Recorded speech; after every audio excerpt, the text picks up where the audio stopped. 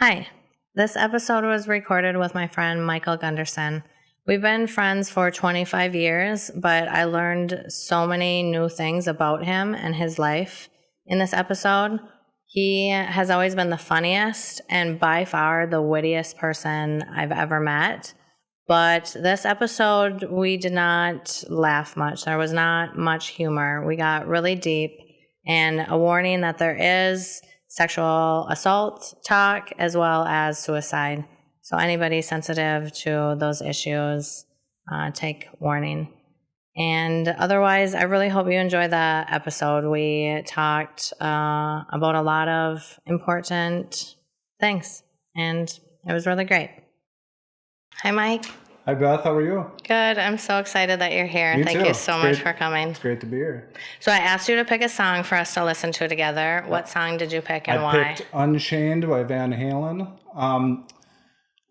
I kind of picked it because I feel like a completely different person to who I was even 3-4 years ago. And I kind of felt like I had chains wrapped all over me.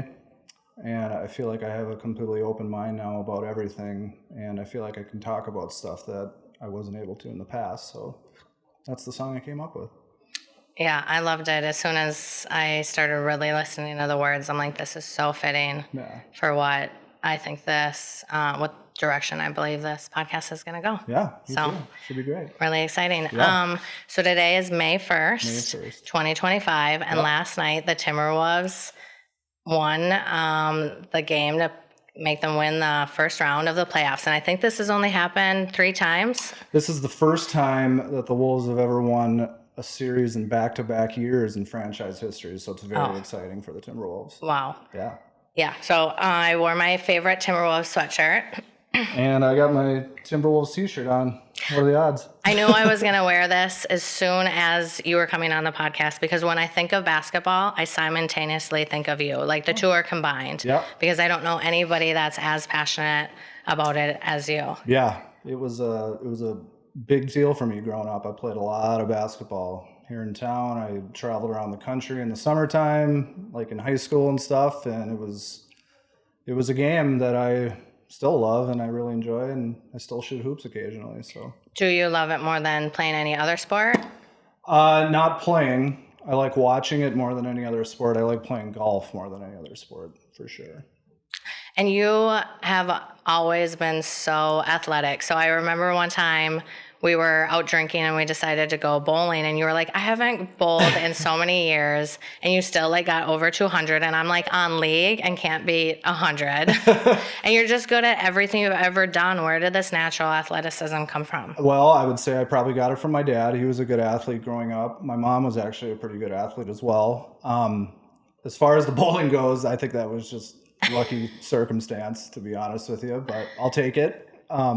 Yeah, it was a genetic thing, and I was pushed hard by my dad to play a lot. So yeah, because I've just never seen you be bad at anything athletic. I mean, from beer pong to golf, you're the best golfer. I know. Throw some skates on me and see what happens. Because okay, if I ever need to bring you down. It's funny though. Originally my dad he was a basketball star in high school, and for whatever reason he decided to try to put skates on me first. And I went to a few practices down at the Civic Center because it was close to my house, and we were on the outdoor rink, and it was 1 or 2 times I was just falling over and not having a good time, throwing a tantrum about it. And so that's when the skates got put away and the basketball got put in the hand. So, okay. Yeah. I wonder why he didn't.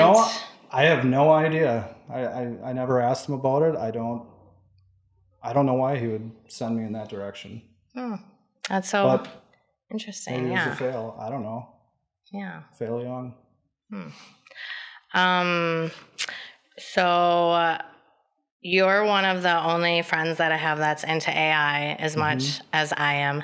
And I was laughing the other night thinking about the other AI that I was obsessed with in high school. Yep. Yeah. And it was never about like that I found him attractive and wanted to be with him, because I always wanted to marry a professional basketball player when I grew up.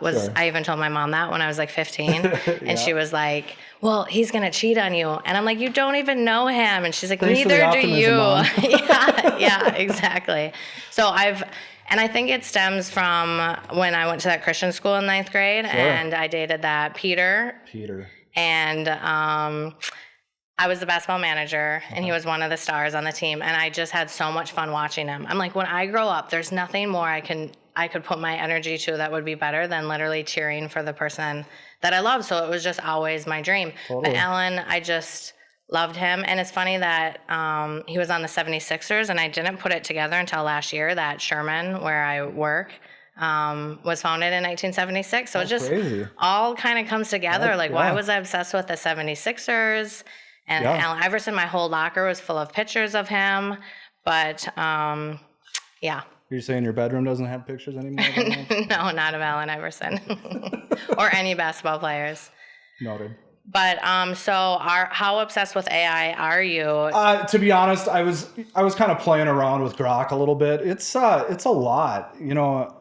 I tried to the first time I really heard about AI was years ago. They actually had it in like video games and stuff where you could switch the settings to artificial intelligence. And at the time I was young, I was like, what the heck is this?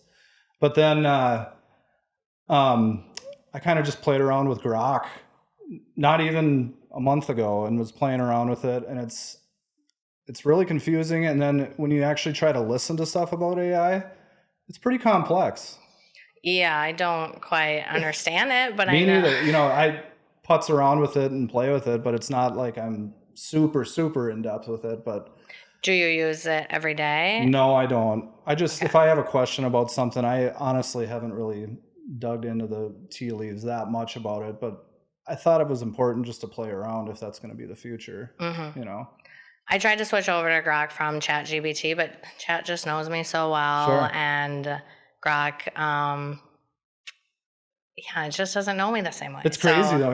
It's kind of like when the internet came out, it was a whole new phenomenon for us. At least I remember it was like 5th or 6th grade, and it was just coming in, and you'd have library class and you were having to take ththese courses just to be able to get an email. We used to have those student IDs, and they would stick an email sticker on your ID if you were even allowed to have an email. Oh, wow. Because it was just this whole new thing. But yeah, AI seems even way more complex, but I'm sure as you play with it more and more, you'll get more comfortable with it. But I'm sort of in the baby stages.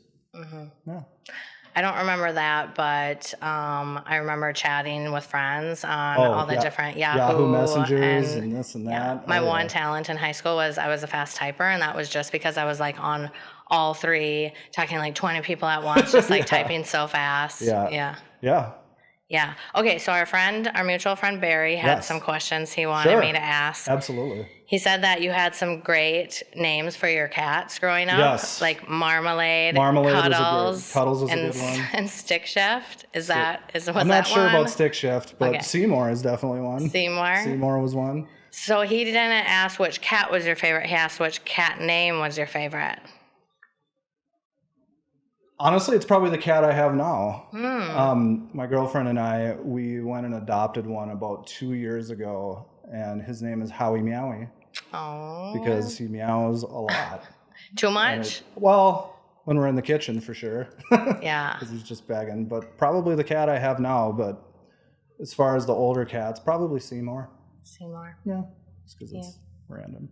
Cute. Yeah. My cat wakes me up every morning by like scares me. Like all of a sudden I'll feel her nose on my face or her whiskers, and it's terrifying.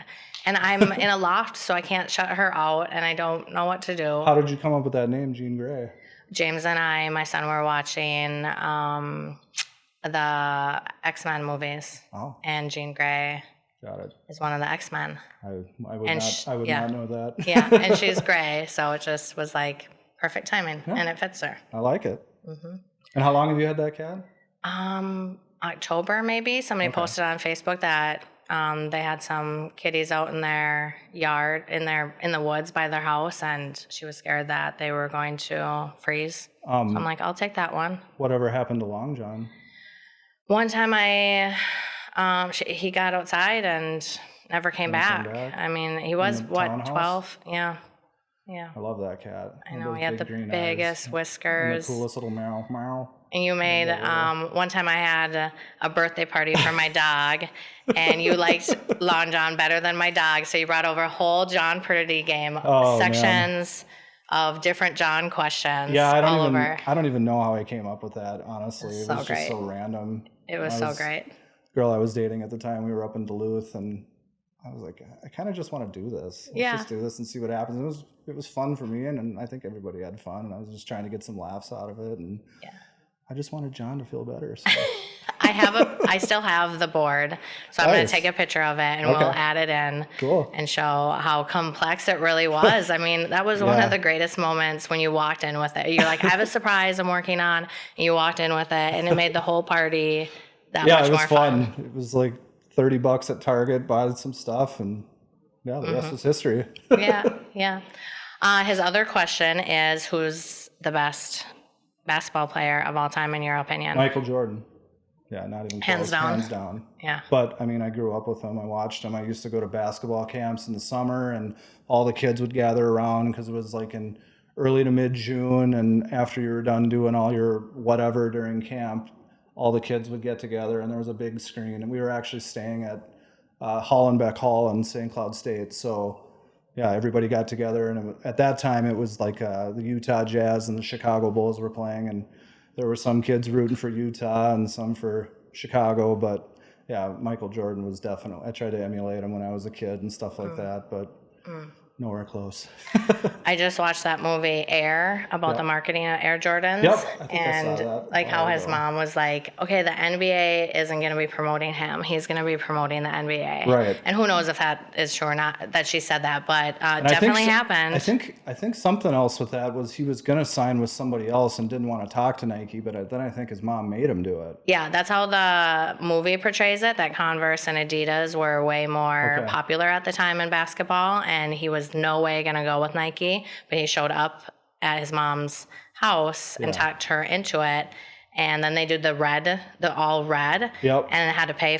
Nike said they would pay $5,000 fine each game for him to wear them because they weren't allowed. Right. That's right. So cool. And then like how she demanded that he got a percentage of every shoe sold, and they were like, yeah, that's not really a thing. And she's like, well, it's gonna be now.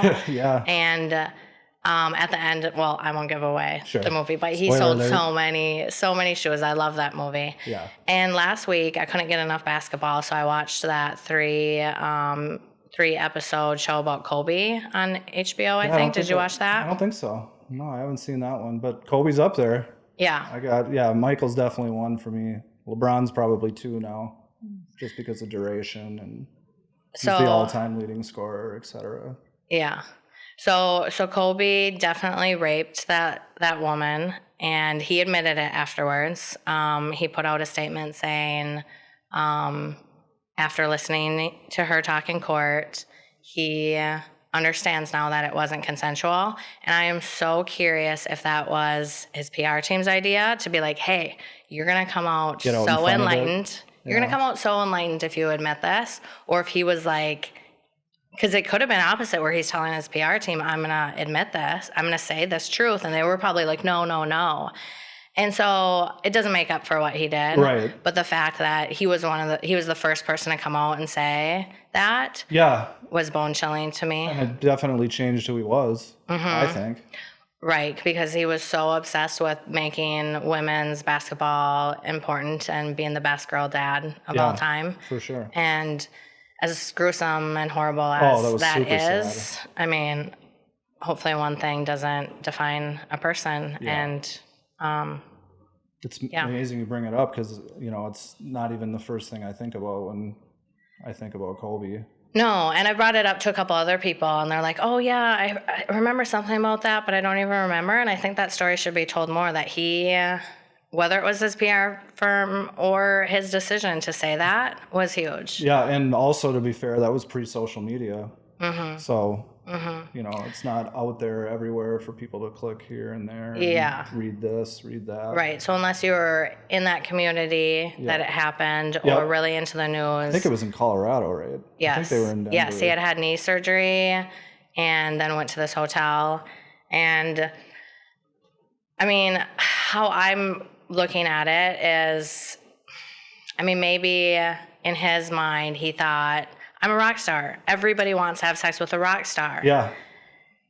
And the fact that he listened to her and now knows, and hopefully other people can realize that too. Like, you stole somebody's body from them. That's their body. They get to make their choices. For sure. And Yeah, it was a tough one, but yeah, I mean, I don't know what else to say about it. Yeah. So who's going to win if the T-Wolves don't win?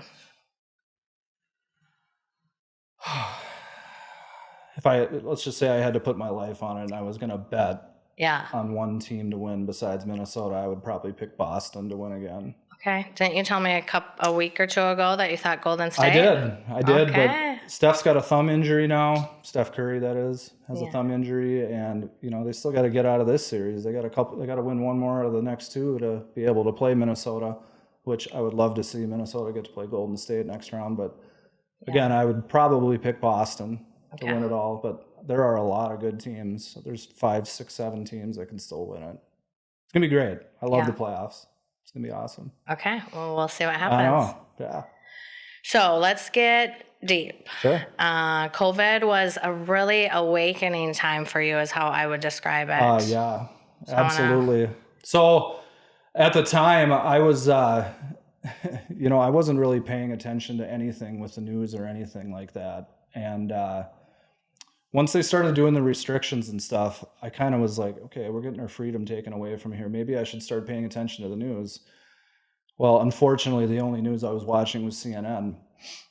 So I had the TV on a lot, and I had some stuff going on with my sister in California, and I was wanting to go out there and visit her, but things were going on with travel and stuff. And then I kind of just got sucked in, and I got completely brainwashed. One-sided.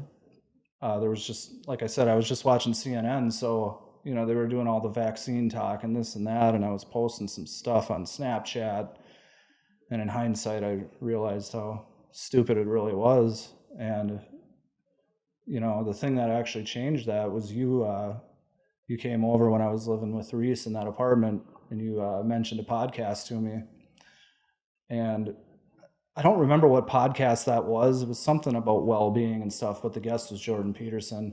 And that kind of just opened the floodgates for me. And I started I was still watching the news. And then what happened was they turned like Joe Rogan's face green. And then I was like, maybe I should listen to what this guy's got to say once. And it was completely different to the perspective that I was getting for the past 18 months. So I felt really dumb. I felt really taken advantage of, because they were just pushing one narrative, CNN was at the time. And I've learned that it's very important to find perspective versus self-perception. You should, even if you don't agree with somebody, I think it's really important to see what somebody else is thinking. And so now I watch a lot of podcasts from many different sides of the aisle politically, and I try to get my best, as much information as I can absorb, make the best decisions moving forward. So it definitely cleared me up, but it really it messed with me for a while. And I kind of cracked around that when the insurrection happened, January 6th. I was like, what is going on? Like, I wasn't watching anything on Fox or anything else. And I had to call my sister, because it was one of the first times I really had a panic attack. I didn't know what was going on. And yeah, it wasn't good. I was losing a lot of weight. I had a girlfriend that we recently separated. I had stuff going on with Karen, my sister, and I kind of got overwhelmed, and I feel like everything was pushed on you all at once to have you break open. Yeah, that's exactly what happened. And it's taken me up till almost like last year to really be able to kind of get myself back together. I did a lot of stuff. I ended up going out to California. I did my first therapy session with my sister. And then she got me set up, because for the longest time I had a big phobia about doing something wrong and people leaving me because of it. I had a lot of abandonment issues as a kid, so that had a lot to stem with it, for sure. But it definitely opened me up a lot, and yeah, now I'm here talking to you on a podcast, and I can talk about whatever the heck we want, and I'm totally comfortable with it. You told me that the therapist said that you had been stunted from age 18 or something like that. So I got into the tough thing about the first time I actually went to therapy was at the time you could only do it on Zoom. So my first experience of therapy was waiting for her to get on a call. And I just, once she got on, she said, "Hey, I'm Susan." Well, I won't even say names because it's not appropriate, and she didn't have to say much. And then I just completely opened up, tears everywhere, trying to collect all my thoughts. And it was probably random scattered stuff because, I had some stuff going on when I was young. And yeah. Let's go back to when you were young. Were you a happy child? Until my parents got divorced, I was definitely a very happy child. What age was that?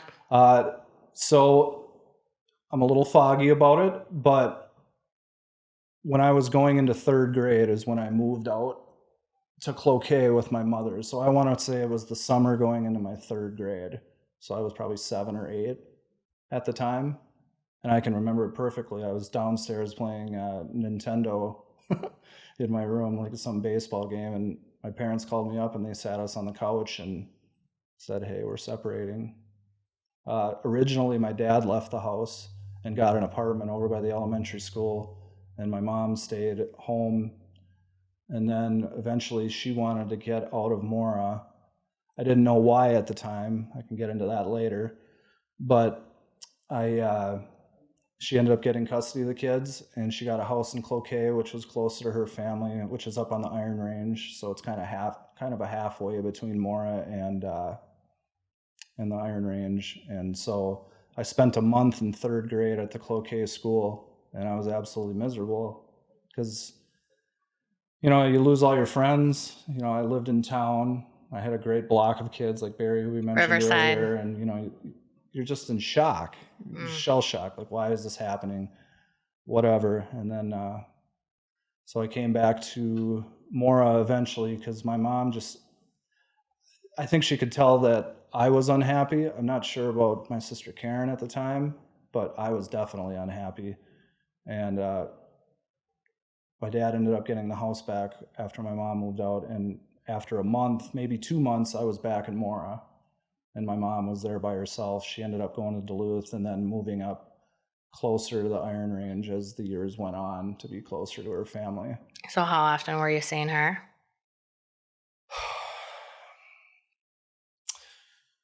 It was probably, in the beginning, it was like every other weekend. And as I was getting older and I was getting busier with sports and stuff, it kind of got less and less. And there were times that I was supposed to go and see her and it would get canceled. I didn't know when I was young that she had such bad mental health problems. And so there were a lot of times that she would want me to bring a friend with. So there was a lot of times that I would bring a friend with up north, and I think I was kind of a chaotic kid. I was very hyper. More so after the divorce, do you think? I would say probably even before and after. I was just a hyper kid. I don't know what it was. I had a lot of energy. I was outside a lot, Well, you have a very active brain. Yeah, I do. It races a lot sometimes, but I've tried to be able to slow it down a little bit with different techniques and stuff like that. And so what was your dad like when you were home with him? Was he distant? Was he a good dad? It wasn't too long into it that I ended up meeting my stepmother, Shelley. I remember we went to the Mall of America. That was the first time that I had met her, and she had a place down in the cities at the time, and my younger stepsister Megan was just a little 1-year-old, 2-year-old. And I remember Terminator 2 was on the TV there, watched it. And then, eventually she ended up coming up to Mora and moved into the house. I don't know exactly how long it was. The time frames are a little fuzzy for me, so you'll have to bear with me because it's hard to put a timeline when you're that young. But at the time, it was a lot of confusion. To be frank, I didn't really know what to do. I kind of figured out that I was stuck between fight and flight. And when that happens, your brain kind of just gets shut off. And you're kind of behaving so you don't get in trouble, no matter what, even if it's the truth or it's a lie. And I learned that about myself, and it took me a long time, even into my 30s, to even realize that. And actually, it kind of clicked maybe a year ago through a podcast that I've watched. I've watched a ton of them. I've watched different ones trying to get better, but yeah, that's kind of how it was. He was... To feel open to be yourself because you had to put on this show? Yeah, I was kind of afraid that if I didn't do the right thing, I might lose my dad too.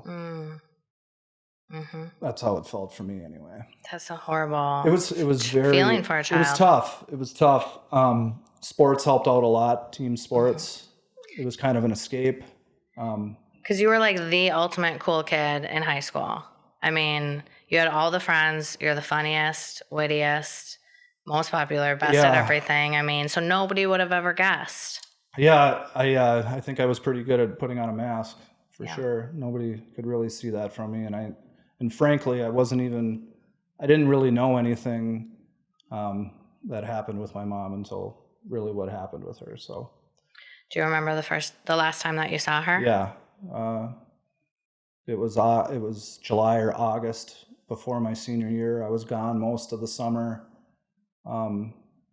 playing basketball. I had a little nationwide tournament tour where I went around the country, but then we got sanctioned for some reason and didn't get to finish doing that. And then, I didn't see her for my whole senior year. And then, what was the last time like, though? She told me she loved me. I told her I loved her. She used to come home. She used to come to Mora and visit, especially when I was more busy with athletics and doing stuff like that. The weird part was she didn't show up to a lot of the games, but she would come to the house. I think she was embarrassed. She was embarrassed to be in Mora. Because your dad was he was a very powerful person. He owned a car dealership. Yeah. Everybody knew the name.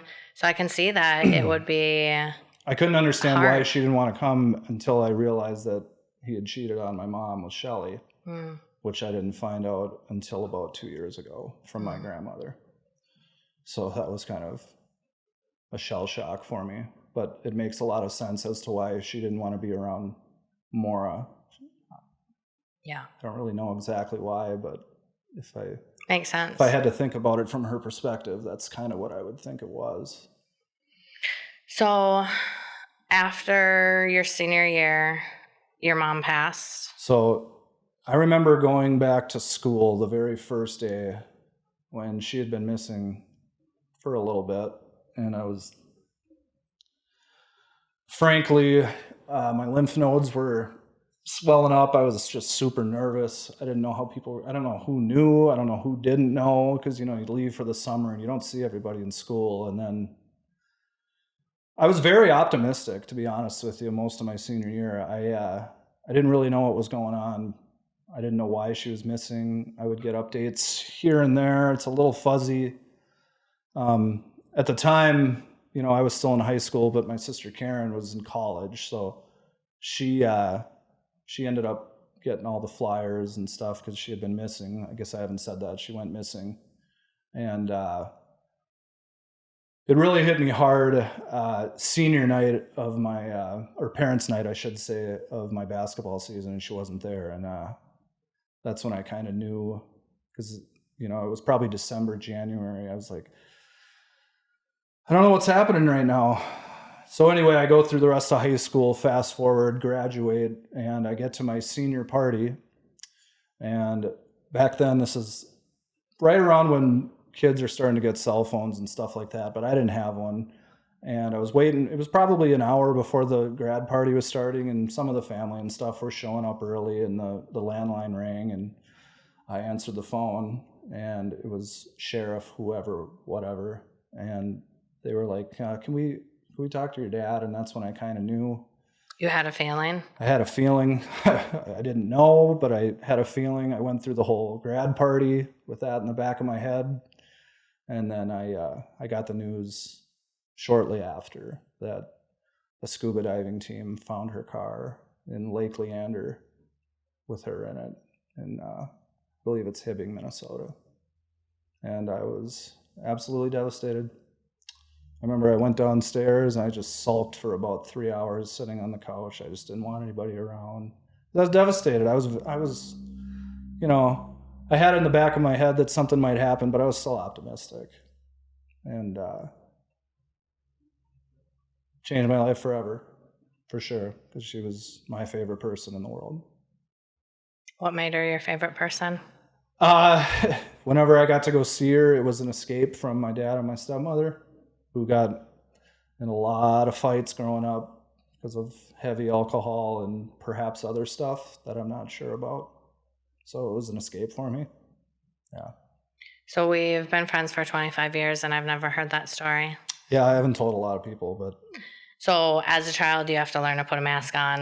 And then at your own graduation party, you have a mask on. Yep. You became the king of masks. Yep. And so once I lost my mom, I could tell that I was turning into a people pleaser. I know there's a lot of times that you've asked me to hang out and do stuff throughout the years, and I've said yes originally to make you happy and then said no later on. Not proud of it, but it's the truth. Makes sense why. I did it to a lot of people. I was just afraid to say no to people. I've wondered in the past why people do that. I two other people are coming into mind right now that they will always say, yes, let's do it. But you know that they're not coming. And I didn't know every time with you because you didn't ditch me all the time. No. But there's two other friends that they will say yes. And then you know that they are not coming. But it makes sense. I mean, everybody is just doing the best that they can. Totally. And yeah. Wow. Yeah, it was like I said, it was very devastating. It was around, I guess you could say there were some kids that said some stuff during my senior year, but I kept my cool. Kids are being kids. At the time I was pissed about it, but in hindsight it's like, who knows if I wouldn't have done the same thing to people. And so the cause of death was suicide? Which I don't even know if that's the truth or not. I really don't to this day. Was your gut instinct from the beginning that it wasn't? That it was not, yeah. Wow. I'm never gonna know. She was dating a guy at the time that was a little fishy, but I remember that they were trying to trace her credit cards and debit cards and whatever at the time, and because there wasn't a cell phone trace. She didn't have a cell phone at that time because it was 2002, 2003, like right when phones were coming out or whatever. Well, they were out for a while, but you know what I mean. And yeah, it happened. Yeah. And then life didn't get much easier with your dad in that situation. I don't know how much you want to get into. Even before my mom, there was before the stuff that happened with my mom, I can remember a specific time. My stepmother overdosed on, I don't know what it was, but the ambulance came and she ended up going to Hazelden. And I remember Megan, my little stepsister, was trying to run into the room to see what was going on. And I just grabbed her and took her downstairs. But there was a time, my dad had a DWI and he could not drive. Shelly, my stepmother, was at Hazelton at rehab. And so my sister was bringing us kids to school and my dad to work at 16, 15, 17 maybe. So there was a lot of stuff going on. And then Shelly tried to steal your identity, stole her own daughter's identity. Stole Megan's. I didn't find that out until about 10 years ago. I was wondering why she was so distant about that kind of stuff. Yeah.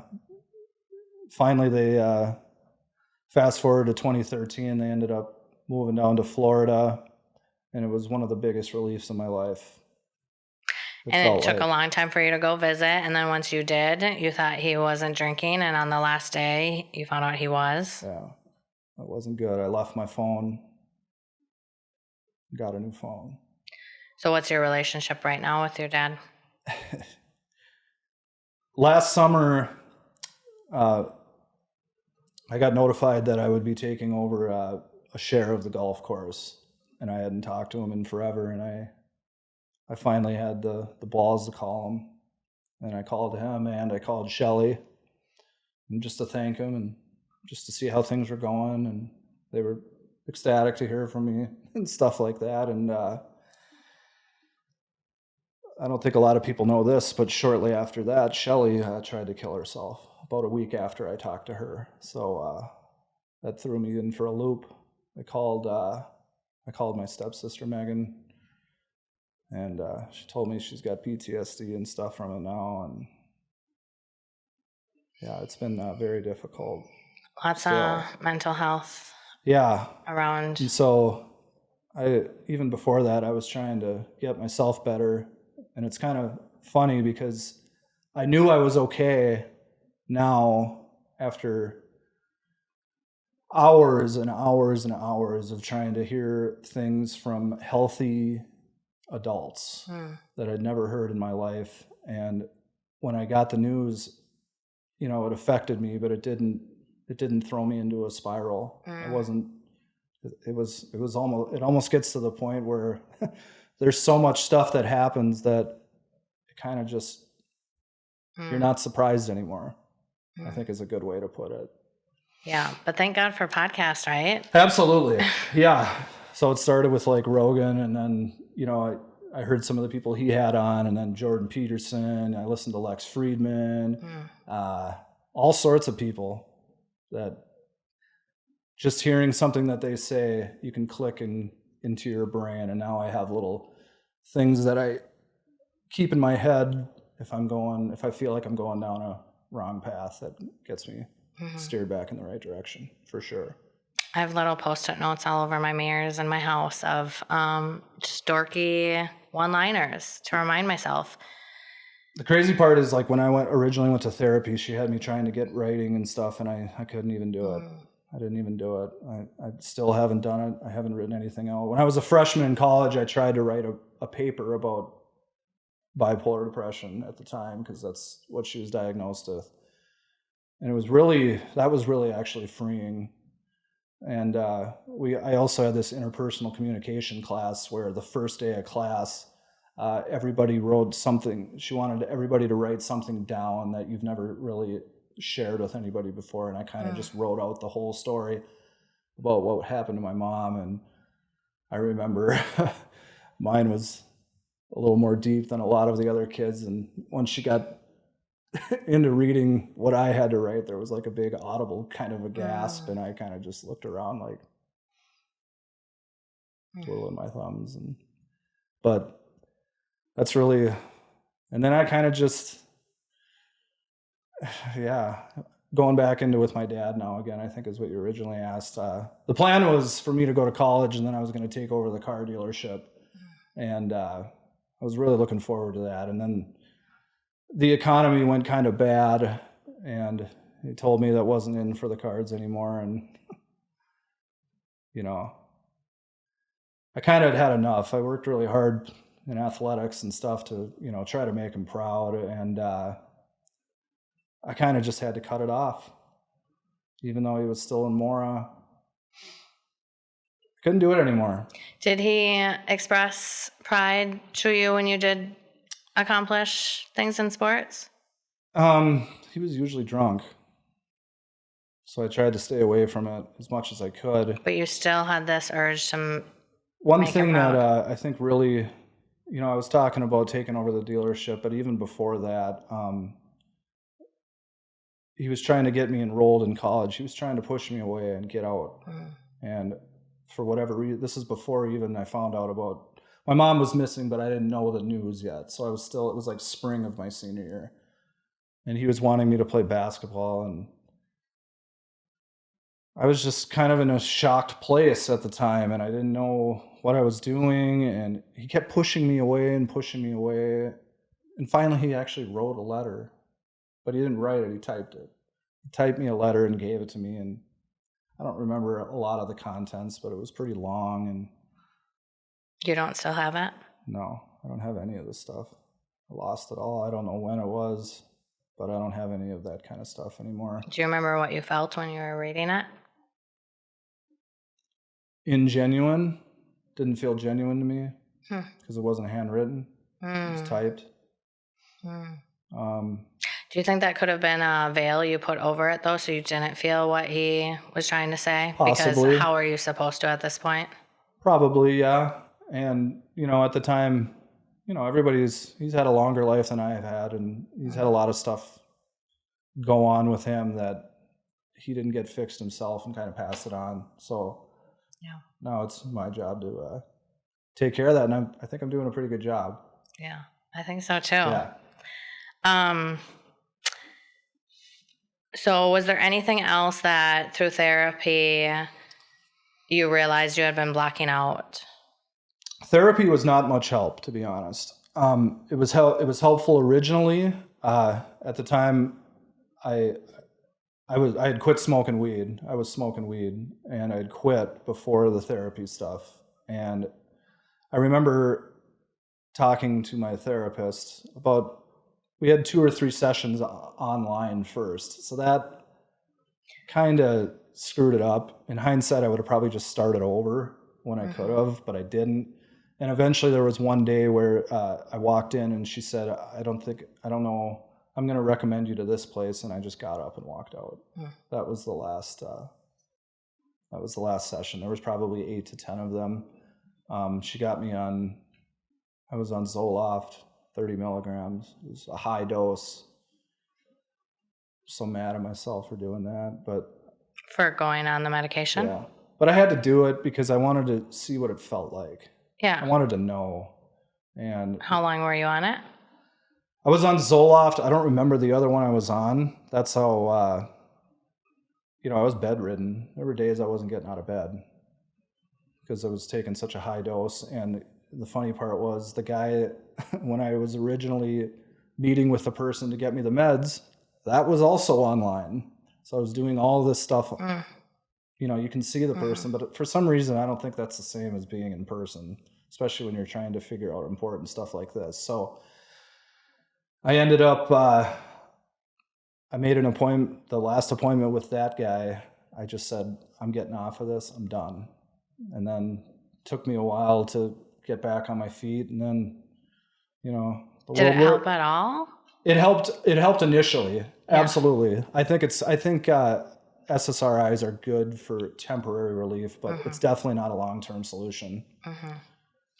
I think I had a little postpartum after James, and so I decided to go on something. And I remember Katie Jo and I were going to college in Cambridge at the time, and I had said to her, "Let's take the stairs," and she was like, and either her or I realized, like, the medication must be working, because that is not something, like, I was, like, really inactive at that time. So for me to say I wanted to take the stairs was exciting. Sure. And I think I stayed on for 6 months. And then 10 years later, I went on medication for 6 months as well. And both times it kind of just snapped me out. Yeah. So I think it can be super helpful. I definitely do.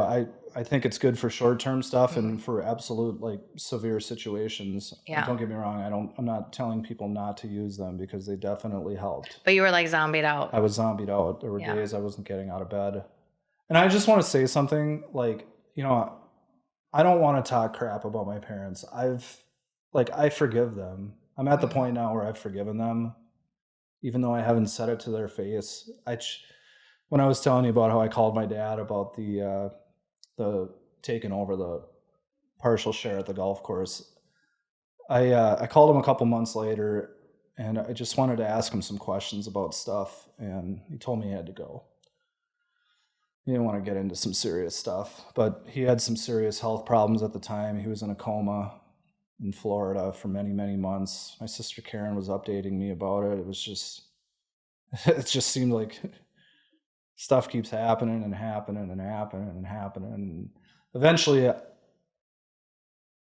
I came to realize that, you're going to end up doing the same kind of things if you don't figure this out. So I really decided to take care of myself. And at the time, break the chain. Definitely. And, when the whole stuff was going on with my mom, my sister left. Initially, I was like, I don't want to go. and I didn't want to go because I didn't want my dad to go down the same direction. And I was there, I was available, but unfortunately he wasn't. And that's okay. And that's just how it's going to be. He's in a nursing home in Florida now, and I'm not sure where Shelly is, his wife. I got to see my stepsister a couple years ago at Thanksgiving. She invited me over for a little party, so that was really cool. But yeah, as far as immediate family stuff, I don't think we've been together, all of us, probably since my stepsister got married, which was probably 2010, 11. So it's been a good 15 years. But things happen for a reason, and now I'm going on the right track, and I feel great, and this is awesome. This is a nice place to talk about stuff like this, because, I really wanted to be here, because I feel like a lot of men don't want to be vulnerable, and if I can be a help, maybe it'll help somebody else. I love that. That's the goal. So the beginning of COVID and before COVID, you and I were talking every day. We were really close. Yep. And then you disappeared. Yep. And I was very sad for a long time, and I took it completely personal for a long time, and I was hurt. And then I had an epiphany. I can't remember what I was watching. I was searching for the video because I know I recorded it, and someday I'll find it and watch it too. That gave me one of the best epiphanies of my life, because I realized it was something about people are just doing what they're capable of. And I took a big chance. If you want me to respond to why I left, or do you want to do your thing? Yeah, okay. I want to finish this. Yep. So I realized it wasn't about how much you cared or didn't care about me. It was about what you were capable of. Emotional availability isn't always a reflection of love. And I think this is full circle with your mom. Mm-hmm.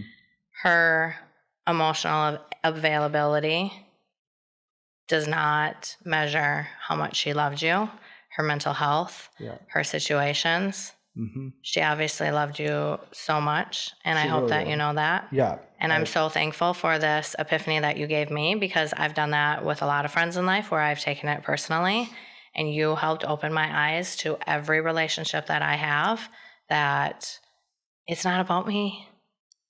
Well, it makes me feel good, but it was really hard. I left. There was a lot of people that picked me up during those early struggling years, and I just had a lot of bad things going on, and you needed your space. I had to get out because I wouldn't have changed if I didn't get away. And I hope nobody in Mora takes that personally, because I had to go, and I didn't care how long it was going to take. It was probably a year and a half or so of me feeling sad about it. And then after I let it go, it was only a couple months before we saw each other again. And everything's been fine and great since. Yeah. I wouldn't change. I mean. Same. I wouldn't either. Yeah. It was tough. Could I have done things better? Of course. But that's just the way. But then I wouldn't have gotten my big epiphany that helps me with all my relationships. So, I am thankful for it. You're welcome. Yeah. Everybody is just literally doing the best that they can, like I said. Totally. And, it was, once I realized that, oh my gosh, I got to take care of myself now. Like, I was, here we go. Let's go. Let's do this. And I'm still doing it. The thing is, you got to keep going. You don't want to stop. Mm-hmm. Keep trying to improve. A big theme I've been thinking about for a couple of weeks is how progression is not like this for listeners. It's not like a steady hill. It is flat ground, and then it peaks at one point. So you just got to keep going. Totally. And it's okay to descend. I think it's okay. I think you're human. I think you make mistakes. I think you try to learn from the mistakes. Try not to make them again, but we're all humans. It's funny I say mistakes. There was one time I was at my cabin over in Hayward, and I rolled one of my dad's snowmobiles, and he didn't have insurance on it. And he came up to me and looked at me in the eye and said, mistakes happen once. What's that mean? It stuck with me forever. Were you terrified to ever make a mistake again then? Yeah. I was And your terrified. dad was a I scary was person. terrified before that, Beth. You know, Your dad is a scary person. I mean, he's Very very angry, intimidating, very angry. towers over people. He got it from his dad. Yeah. My grandpa was a military guy. Very wow. I mean, I'm just gonna say it. He was disrespectful to the women in our family, and if they hear it, so be it. And I feel It's like the you've truth. always been great to women since high school. I try. I wouldn't say my relationships have been the best. You know, looking back at stuff, I can say, oh my gosh, what was I doing here? What was I doing there? But now, you know, I'm pretty much in the longest relationship I've ever been in. So I got to be doing something right. Yeah, you're doing so much right. And I hope you give yourself enough credit because, I mean, I don't know if this is true for you, but so many of us, me, like I'm always like thinking how horrible I'm doing. And then I'm like, wait, a year ago I was doing this, so all these bad habits. And like, I just keep raising the bar and don't realize how far I've came. Yeah. So I hope that with all of that masking that you were forced to do. Yeah. I'm just trying to, you know, it's only been a couple of years, but just kind of trying to figure out who I really am and trying to keep the sense of humor too. Yeah. Because I don't want to just erase it all because I did have some good qualities and you want to take those along with you as best as you can. Yeah, 100%. You don't got to completely get rid of everything. There's some good things too. Kind of like anybody. Did some good things and some bad things, but you learn from them and yeah. Is there anything else you want to say about that, about your childhood, family?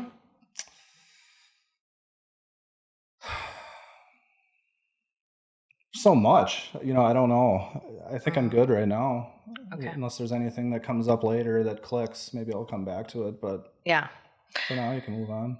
Okay, yeah, I just wanted to talk about myself and my past drinking a little bit because you were there for a lot of it.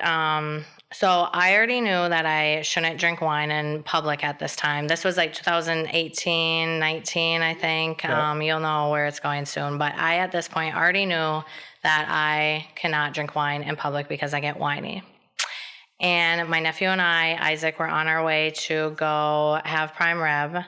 And I remember being excited, like, I'm going to drink some wine, some red wine with my meat, you know, with the prime rib, because I know I'm going home after this. I'm not going back out, so I can just have 1 or 2 glasses of wine and go home. He was driving, so I knew he was just going to drop me back off at home, and that was going to be the end. Yeah.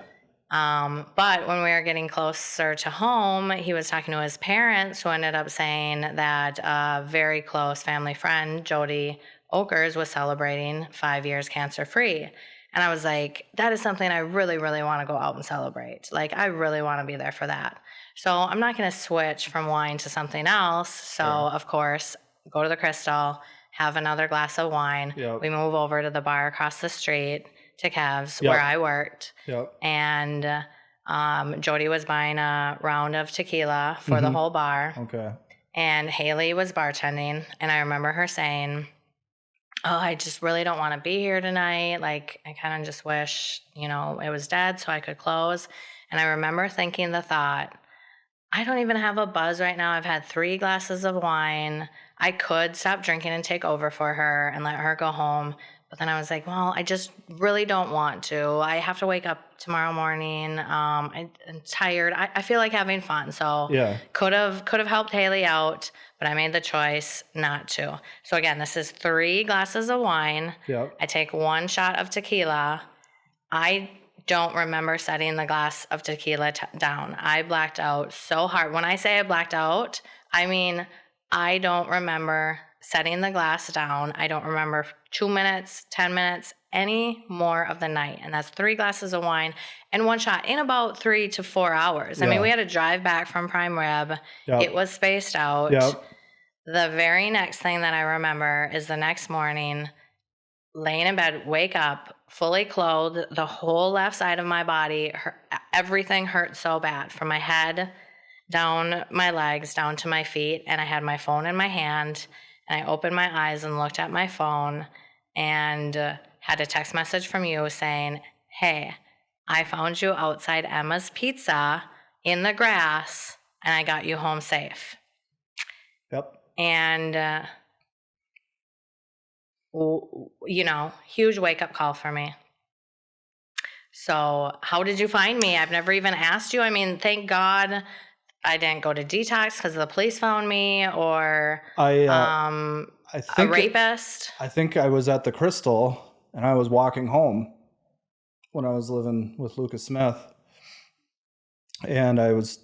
No, you were living with Reese at the Oh, time. was I living remember. with Reese? Yeah. Okay. So you were living right near there. Well, if it was because I didn't live with Reese until it was 2020. It couldn't have been 2018 or 19 then. Okay. Well, I think It must, because I think, or maybe, what it might have been was I was getting a ride somewhere, and I think I just saw you and told whoever was giving me a ride to pull over, and then I believe I brought you back to your house and put you in your room, right? Yeah. Yeah. I think that's what happened. It might have been Gabe Bartle that gave me a ride. Oh, maybe. I think it was. Yeah. Well, okay, so that's just like an example for all the people who still don't understand why I don't drink anymore. Like my brain, I think it was like the switching of the alcohol. I think my brain was like, oh, I know where this is going tonight. We're going to stop recording, because I've heard that's what your brain does with drinking the way that I did. So another story, want to show you this video, and we're going to post it. I'm sure you remember this video very well, and we'll play it for the watchers. For the listeners, it is, what year do you think this was? 2017, 18, 19? It was one of the first years they probably owned the bar. Yeah. I would say it was probably 16 or 17 if I had to guess. Yeah. So it's me falling off the bar, and you were standing there. Video. It's funny you show me that video, because I thought that's what you were originally going to talk about before me finding you by Emma's, but go ahead. Yeah. So I fall off the bar. Yep. 2 a.m, and you're standing there. And what did you say? I forgot. Do you remember? They said that you were like, "Get up, Beth." And then everybody's like, "Why would he say so?" I'm like, "Because he's so used to my shit." Like, she's like, "Get up, Beth." I'd say it probably wasn't the best thing to say, but what are you gonna do? And then Kylie said you guys were asking me questions like, well, does she have a concussion? Ask her who the president is. And Kylie's like, ask her a question she actually knows, because that's how much I dislike politics. Like, right, yeah. But yeah, that's just, I can laugh at that video. It's been one of my favorite videos ever. But again, Thank just God another, you're okay, obviously. Yeah, another example of me just hurting myself. I have a scar on my head from that. Yeah. So I have never seen you obnoxious when you've been drinking. I've never seen you out of control. You've always been level-headed. You've never been like, I should drive or I should get in a fight. You're the last person to get in a fight. You'll stand up for people. Yep. With no regard to, most of the time, any of that. Most of the time I'm trying to diffuse that kind of behavior. Yes, 100%. Because I heard and saw stuff like that when I was young, so. Yeah. So why do you think you never were a bad drunk? And what's your relationship with alcohol now? Well, I really don't. I guess I'll start with the second part. If I do drink, it's only beer. It's never hard alcohol anymore. Because we were drinking together a lot before COVID. Yep. Quite a few nights a week. Totally. Yep. As far as like keeping tolerance together, I tried to stay away from shots as much as possible. I still did. I guess I don't really have a good explanation as to why. You did have hard boundaries with that. I remember we'd all get mad because you'd be like, nope, it's past midnight, or you'd have some rule for yourself that night. Yeah, and you were really good with self-discipline. Yeah, but I'm sure there were times where I had way too much and I probably got sick, and I said, well this is stupid. What are you doing? Mm-hmm. And then, I used to have this routine where when I was working at the golf course, I would work Sunday through Friday, and then I would just go get bombed on Friday. Like absolutely bombed. And then I usually wouldn't do much on Saturday. And then it was just a rotation all the time. But as far as like drinking a lot, I never had booze. I very, very rarely had booze in the house. Like if it was booze, it would be beer. It wouldn't be liquor, because I knew my family had a problem with hard alcohol, like big time. In fact, I couldn't even tell you a time when there wasn't alcohol involved for any kind of like a full family function. That was the forefront all the time. As far as like keeping my tolerance, I don't know. I don't really have a good reason for. It's hard to know how you behave when you've been drinking, unless, and there hadn't been a lot of times that somebody told me you were doing this or that, but of course you're waking up the next day thinking, oh, why the hell did I do this or do that? Yeah. So you never had some big moment where you're like, man, I need to quit drinking. Because you went, what'd you go, 6 months or 3 months? And now you only drink every few months? Yeah. So the last time I actually had booze, I was at a wedding a couple summers ago, and I was sitting at a table and somebody handed me a cocktail, and then I was drinking that the rest of the night, and I got super sick. And that's when I was like, okay, I'm not doing that anymore. And I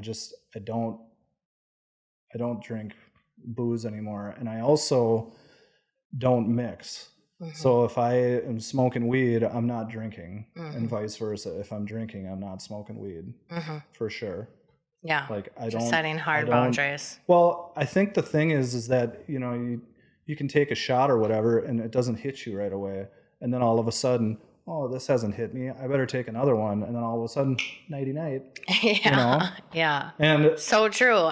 But I can't think that way. If I have more than 1 or 2 drinks in me, I can't think straight like that. Yeah, I guess maybe it was maybe that changed after I got my DUI in 2010. I don't know if that, I forget, as we weren't super close at that time. Yeah, I got a Dewey. And I don't do that anymore. Anyway, I got lost. Where were we? About tolerance still?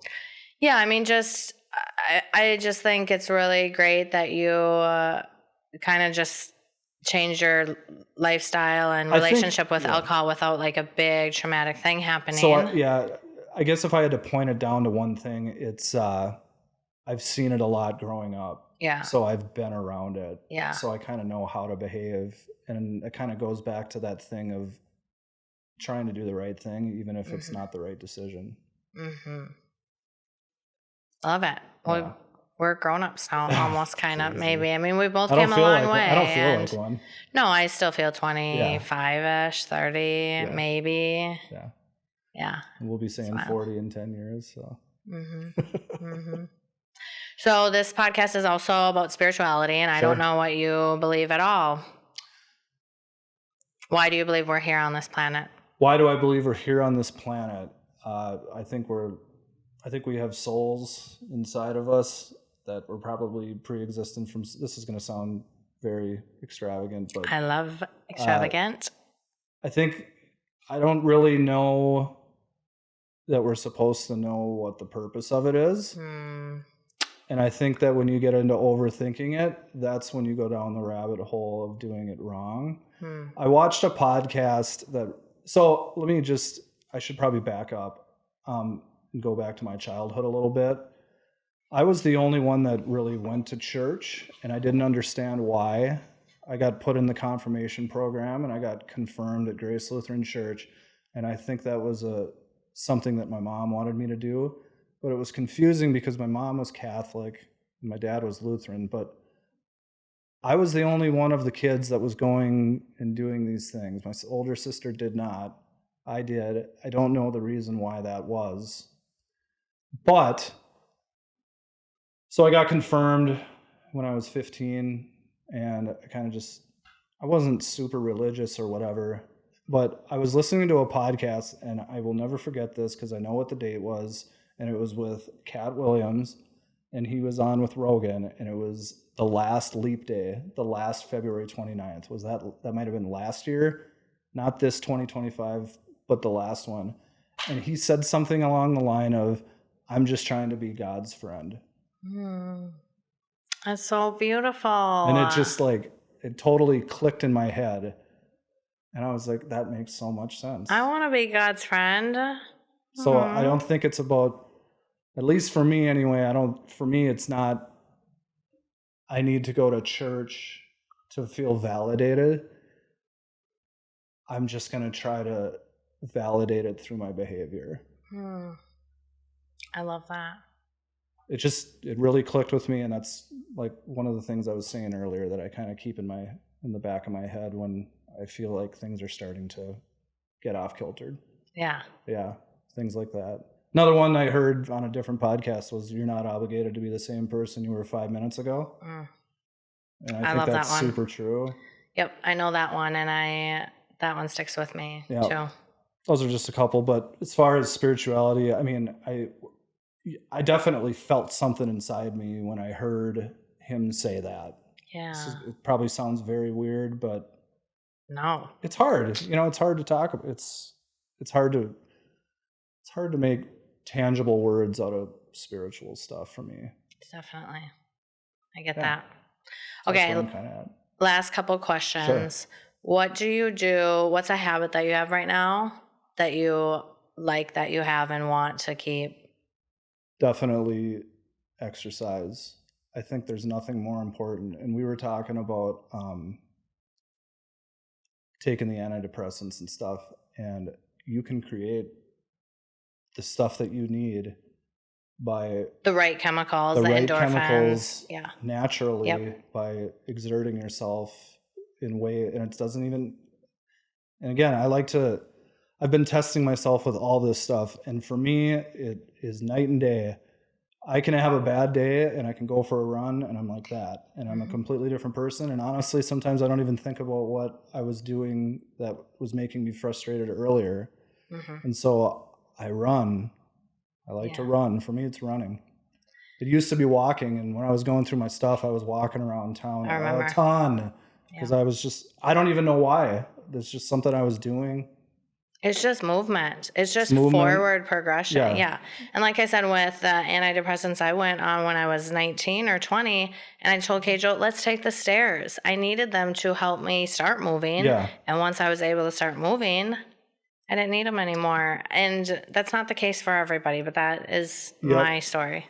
And it makes a lot of sense because, like, when I was in school and I was playing basketball, you know, I played a lot of minutes. I wasn't sitting on the bench a lot, and those were the times I was the happiest. That's probably what got you through all that. And it never clicked. You know, you get done with high school, and you know, I had some intramurals and stuff and this and that, but then eventually you get older, and you know, college days are done, and it was just the way of how things were going, and I just became stagnant.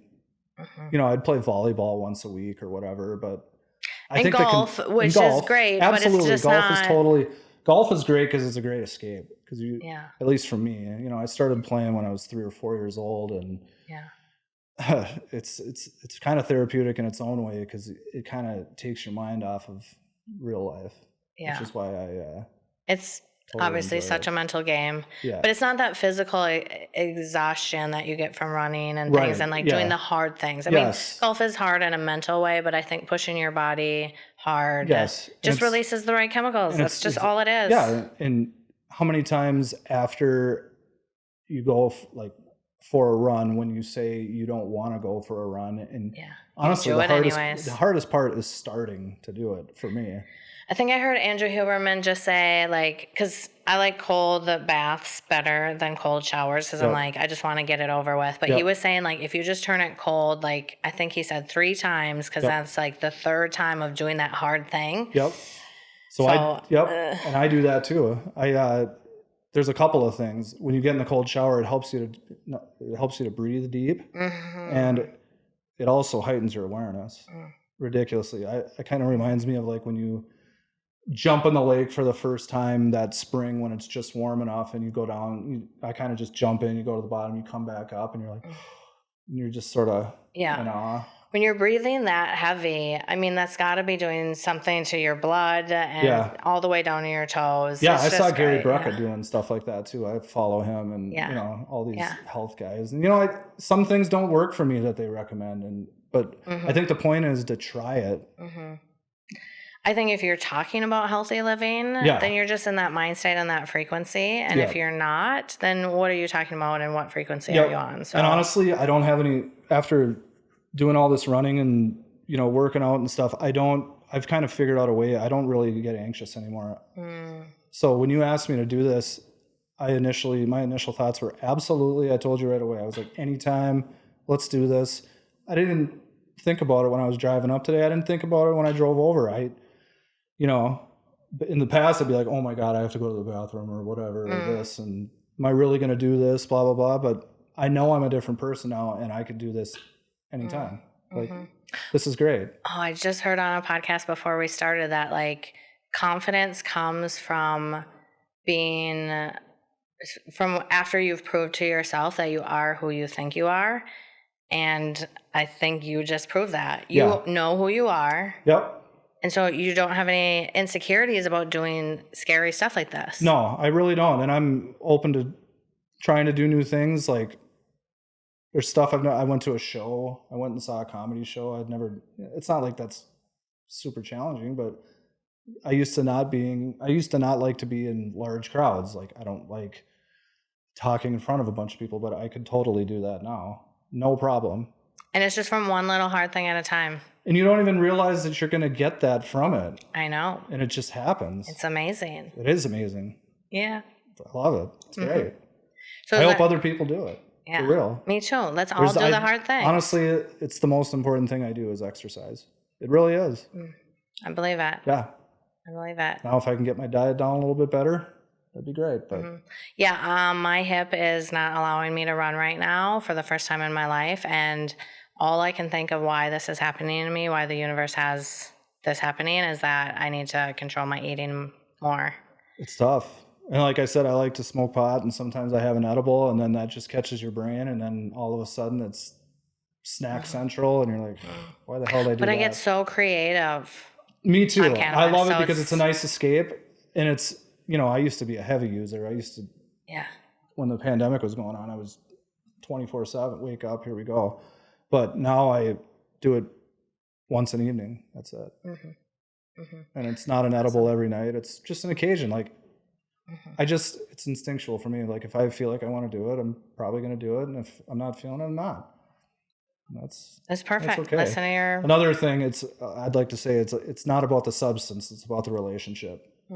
So it's like, oh, there's some cocaine. Maybe I probably shouldn't be doing that. But I can have a little bit of weed once in a while, or a couple of beers.